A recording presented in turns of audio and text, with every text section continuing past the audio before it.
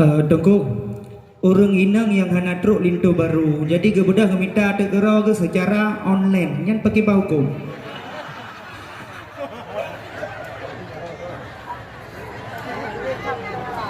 Urinang hana jodoh biar minta guru secara online. Dia tapi dengan cara COD.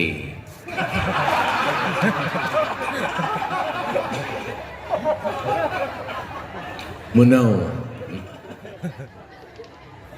Khadijah Buruji. Nah dengar ya. Khadijah Buruji. Terpedoji kan orang pre Khadijah. Biar minta sih. Cuman ganyan cara aja terhormat, dikirim utusan, pakai uragam sebagai utusan, tu yang niang, tu yang pegah. Ada masalah sebetulnya urinang minta lintu, tapi kayak minta gerak. Cuman boroje kirim urang, kirim silangke boroje. Ini muna tu cara online sebagai media. Nyan, jadi coba bagat. Menyuruh nemita dengan cara desa. Cara desa, rumah aurat. Untuk tikam teme kayu video call. Di video call tu kayu yang kengken. Ibu buka je. Nya, desa.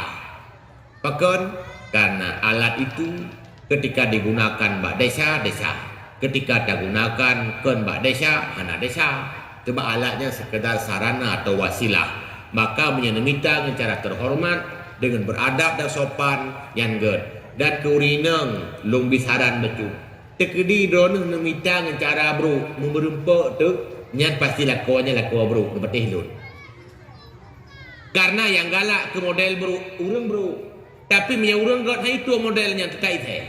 Maka menyaurang yang itu bro dengan cara terhormat, berarti suami itu calon laki-laki terhormat. Maka biasalah. Yang nemita dengan cara salah pasti menyaitim dengan rawan jihurang bro. Menan kunci yang na berlutuan dan jawaban insya Allah terjawab. Wallahu a'lam.